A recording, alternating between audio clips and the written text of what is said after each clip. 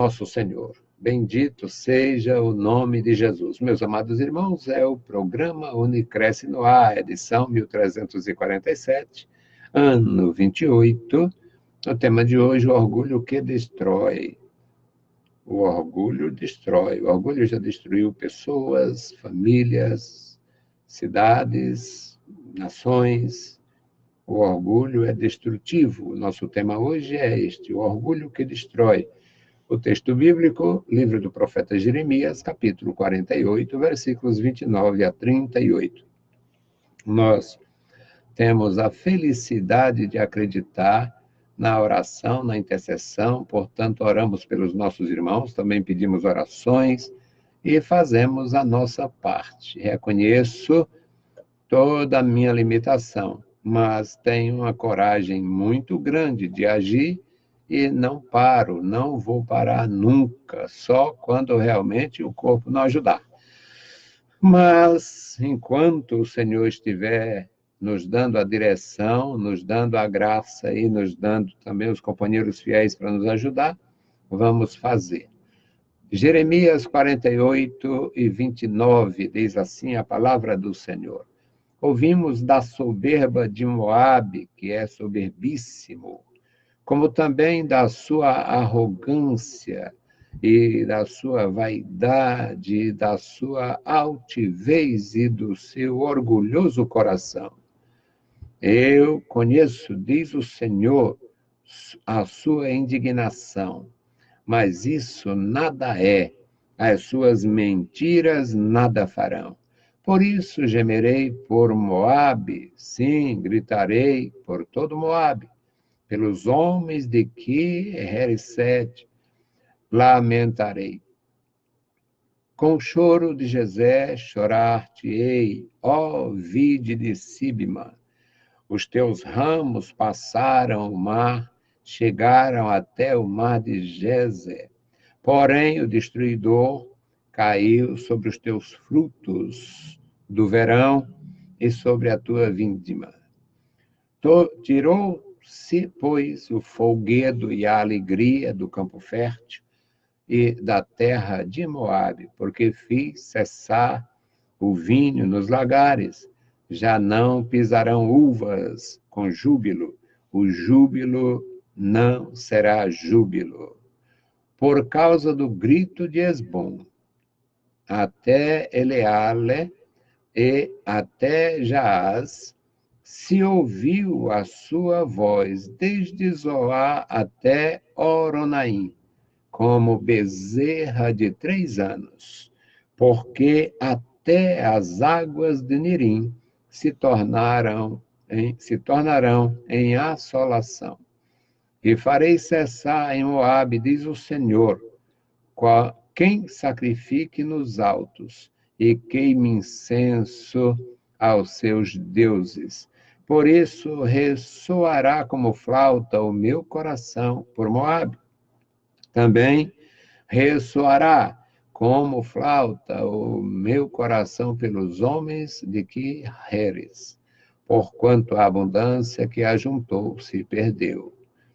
Porque toda a cabeça será tosquiada e toda a barba será raspada.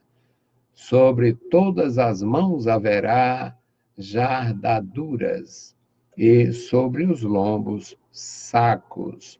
Sobre todos os telhados de Moabe e nas suas ruas haverá pranto geral, porque quebrei a Moabe, como se quebra um vaso de que não se agrada, diz o Senhor. Bendito Deus, Pai querido, Senhor da glória, se conosco, ajuda-nos, guarda-nos e ensina-nos a te servir.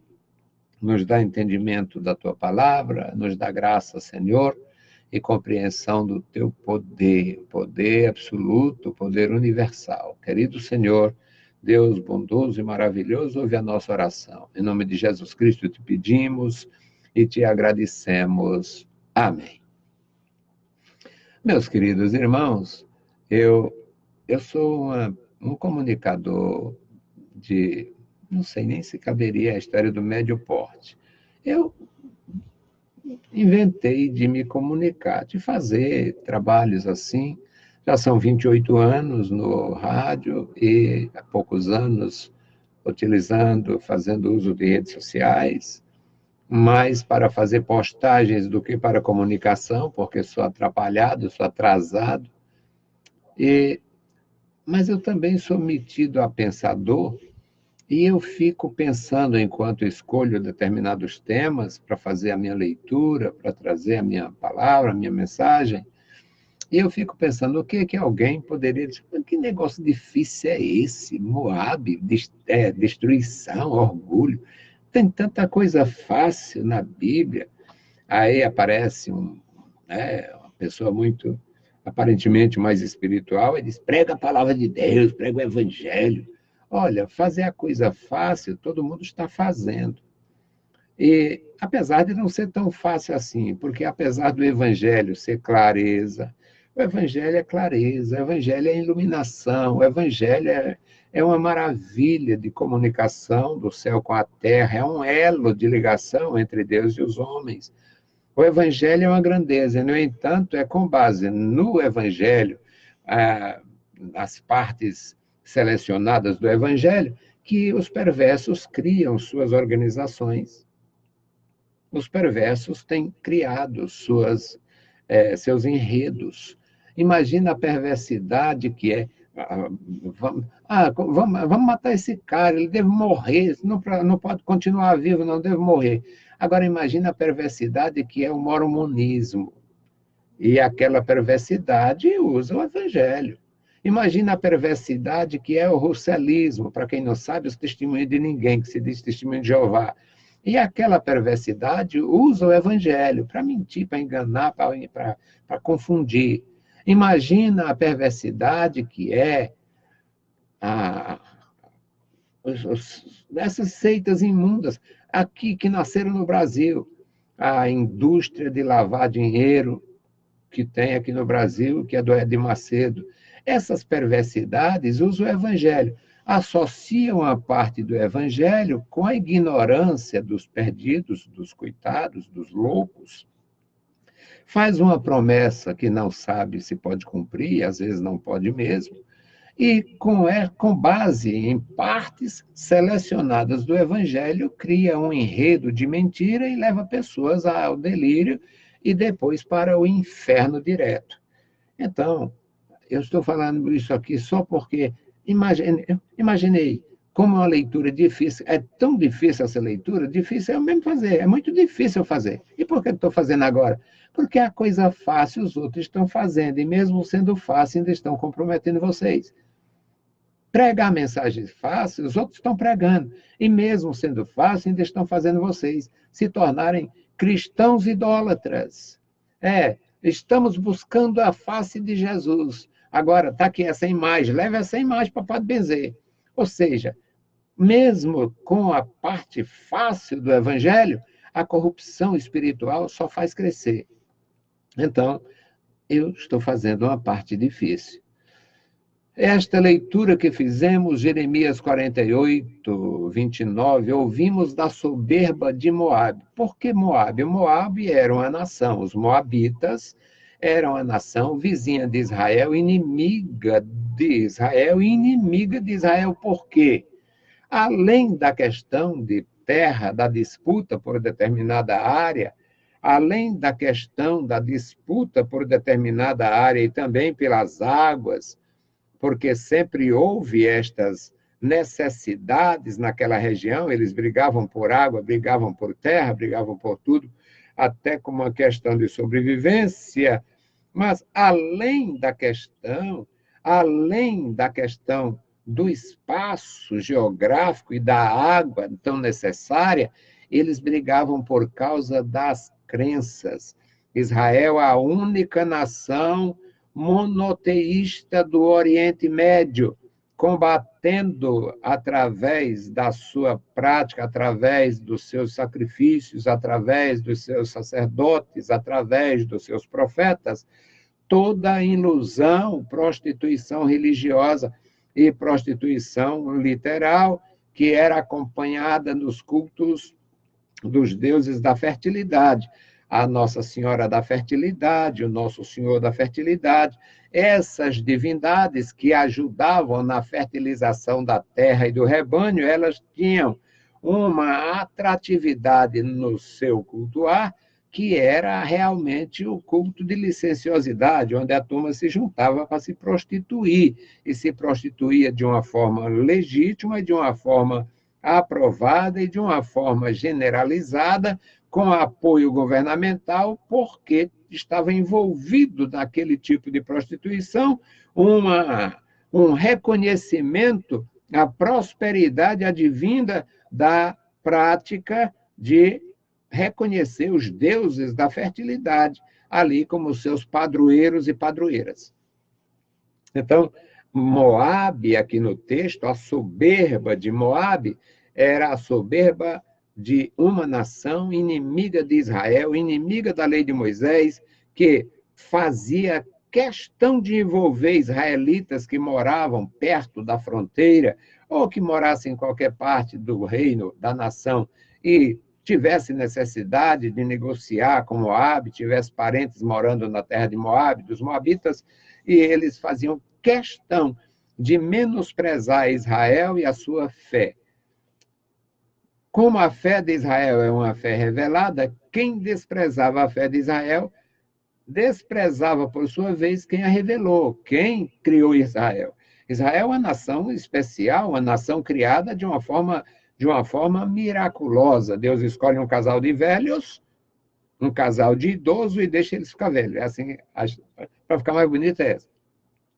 Deus escolhe um casal de idosos, a mulher com 65 anos e o homem com 75 anos, a mulher que não tinha mais a regra menstrual, a mulher que nunca teve filhos, a mulher... Aí Deus diz, vou fazer de vocês uma nação. E foi isto que aconteceu, Sara e Abraão, o nascimento do Isaac, e o único filho nascido se cria e é transformado por Deus numa nação, e esta nação se torna um horror para os seus vizinhos, porque esta nação não reconhece Quemos, o deus dos Moabitas, não reconhece as divindades, que eram muitas divindades representadas por divindades masculinas e divindades femininas, o Quemos era o deus principal, e, devido a isto, eles fazem até realmente zombaria de Israel. E o profeta Jeremias diz,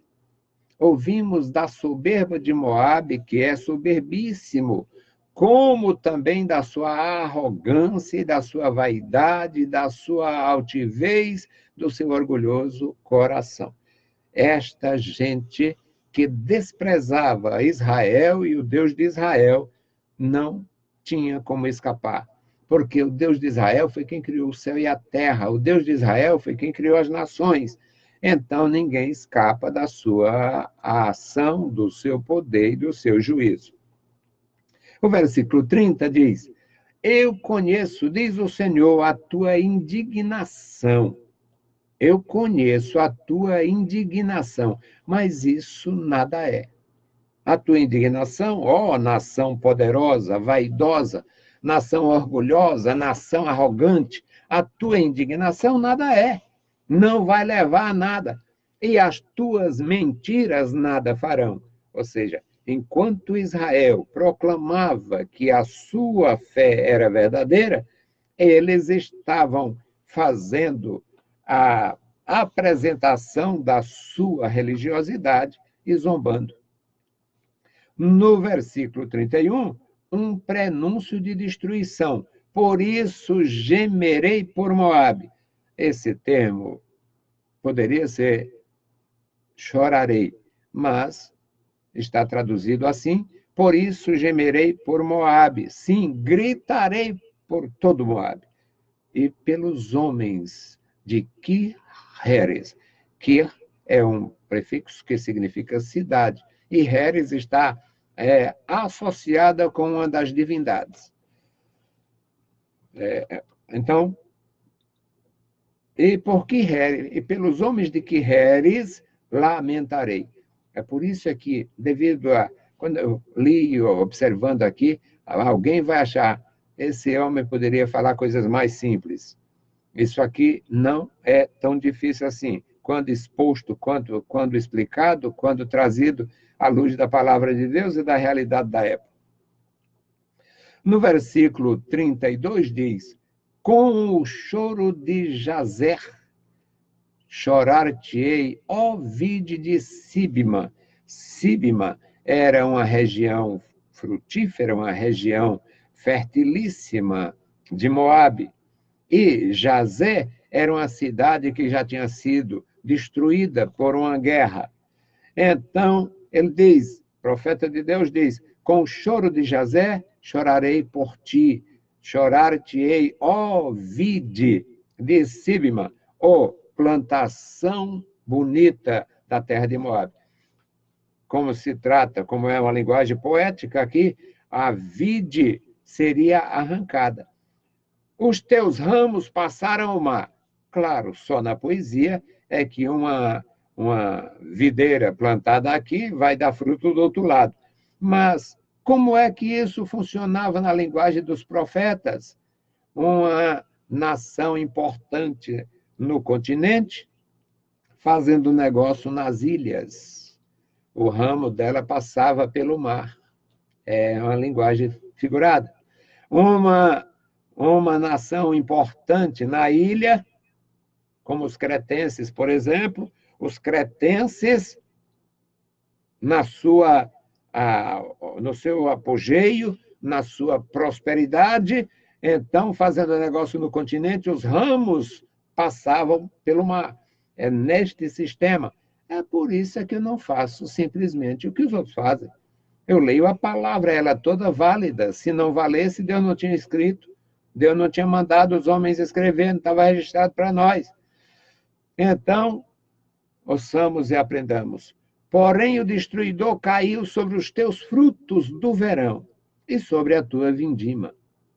Ou seja, o profeta de Deus, mesmo denunciando o orgulho de Moabe, ele ainda faz uma declaração da grandeza de Moabe no versículo 32, falando do seu comércio exterior, falando da sua produtividade como nação próspera, falando do seu grande desenvolvimento, mas falando também sobre o seu sofrimento, o seu castigo. O destruidor caiu sobre os seus frutos do verão, sobre a tua vindima.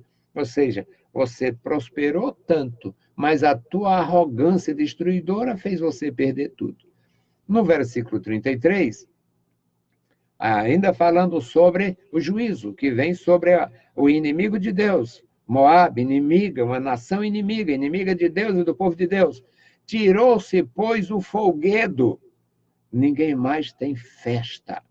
Ninguém mais está se juntando em Moabe para fazer festa. Vamos comemorar a festa do vinho. Aqui no nosso país, nós temos a festa do milho, a festa do algodão, a festa da uva. Aqui no Brasil. Então, vamos comemorar. E diz, tirou-se o folguedo e a alegria do campo fértil da terra de Moabe. Se o inimigo destruiu tudo, se acabou tudo como um juízo pela sua arrogância, não tinha mais o que comemorar, porque fiz cessar o vinho nos lagares, não tem mais produção de uva. Fiz cessar, olha, o verbo fazer no passado, fiz. O profeta está falando de algo no futuro, mas Deus está falando de algo no passado, porque Deus tem poder e vê as coisas assim.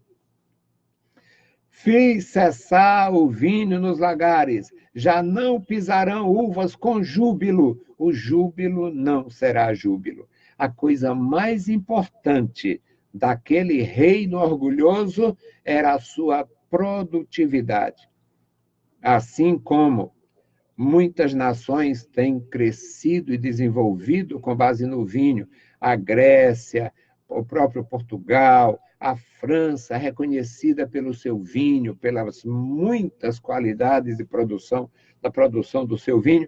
Moabe era fertilíssimo, mas aqui, como castigo, como juízo pela sua arrogância, o versículo 33 diz que o folguedo acabou, a alegria do campo acabou, porque não tem mais vinho, não tem mais uva para ser pisada no lagar, e o júbilo não será júbilo, ou seja, o tempo de jubilar não haverá a jubilação, não haverá a alegria. No versículo 34 diz por quê? Por causa do grito de Esbom. Moabe tinha destruído uma cidade inteira na região conquistada ainda nos dias de Moisés.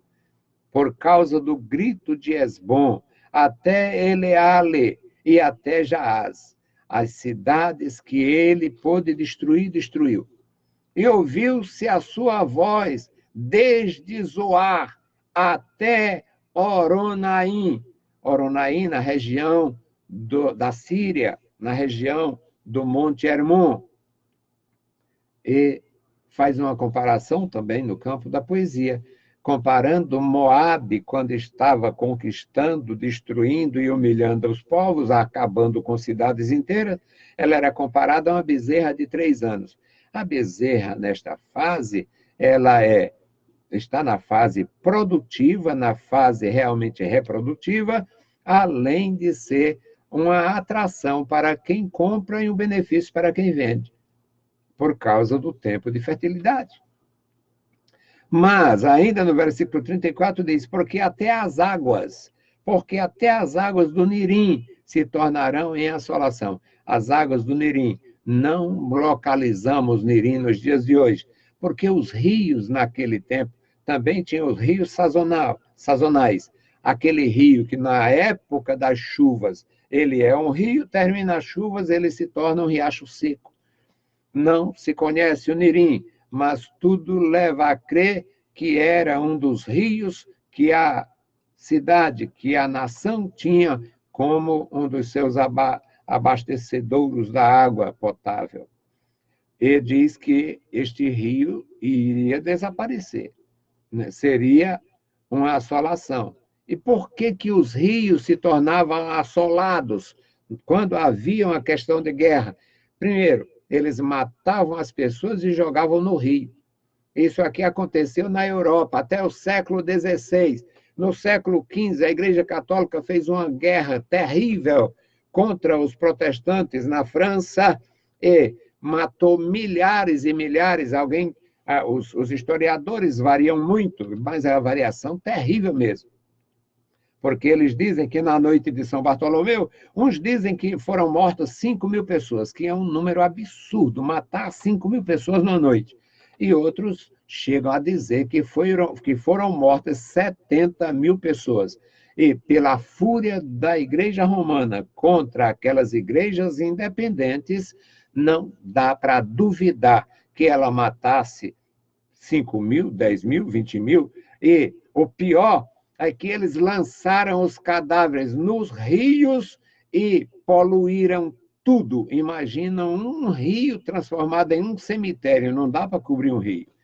Os corpos apodreciam ali, a única saída da população era se afastar o máximo que podiam das margens deste rio podre, contaminado, que ficava contaminado por décadas. Aconteceu na Europa no século XV e século XVI. Imagina em Moabe no século VIII e no século VII e no século VI e V a.C. Aqui é coisa do século V a.C. Então, meus queridos, Moabe seria arruinado e o rio destruído. Não temos explicação qual seria o modus operandi de destruir o rio, mas tudo indica que fosse utilizado como sepulturas. No versículo 35 diz, farei cessar em Moabe, diz o Senhor, quem sacrifique nos altos. A fortaleza do Moabe era a sua religião. Seus muitos ídolos, seus muitos santos, suas muitas santas, muitos deuses, o deus do vinho, o deus da mineração, o deus das águas, o deus da fertilidade, o deus que protegia a família para nascer menino, o Deus que influenciava para nascer menina, o Deus que influenciava na longevidade, o Deus que influenciava no parto rápido e na prosperidade do rebanho, era a divindade que não acabava mais. E Deus diz na sua palavra, acabarei, não vai sobrar em Moabe quem faça sacrifício nos altos e quem queime incenso aos seus deuses. Era a desgraça de Moabe prenunciada por causa do orgulho. E o orgulho não mata só Moabe, não. Jesus Cristo trouxe a mensagem do Evangelho, nasceram muitas igrejas após a ressurreição e a ascensão de nosso Senhor Jesus Cristo. E lá no Apocalipse está escrito da igreja de Laodiceia, uma igreja que tinha um ministro orgulhoso: eu estou rico, de nada tenho falta, não preciso de nada, está tudo maravilha, rico às custas dos outros. Aí Deus manda uma mensagem através do apóstolo João: você deveria observar você mesmo, olhar para si e ver que é um miserável, cego, pobre e nu. O orgulho destruiu também homens da fé, homens do cristianismo. Mas antes, entre Moabe pagão e o Israel da lei de Deus, Israel também sofreu. No livro de Amós, antes do tempo do profeta Jeremias, o Amós já tinha denunciado a própria nação, vacas de Bazã, referindo-se às mulheres dos sacerdotes, às mulheres dos juízes, que os maridos praticando corrupção e elas podres de orgulho.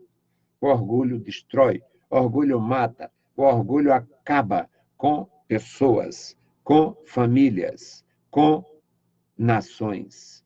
O orgulho é uma grande maldade. Que Deus tenha compaixão de mim, de você, que Deus tenha compaixão da nossa nação, também orgulhosa, até pela sua tranquilidade, uma nação que não tem entrado em guerras e tal, agora uma nação que está apodrecida por dentro. A nossa guerra. Imagina quando é que vai acabar a guerra da direita contra a esquerda, a guerra da direita contra a direita, a guerra da esquerda contra a esquerda. Quando é que esta nação terá graça, terá paz? Uma nação que nasceu na corrupção da religião e tem crescido na corrupção da política. Orgulho mata. Que o Brasil não morra, que você não morra, que eu permaneça vivo.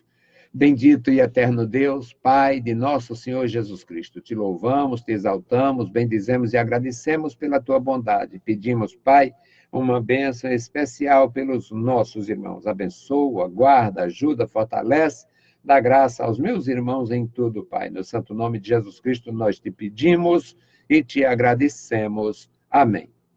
Saudamos a todos com a paz de nosso Senhor Jesus Cristo. Se o Senhor permitir, voltaremos amanhã e logo mais às 21 horas estaremos na Rádio Vida 98.3. Deus os abençoe, leiam a Bíblia Sagrada e a graça de nosso Salvador repouse sobre vós. Amém.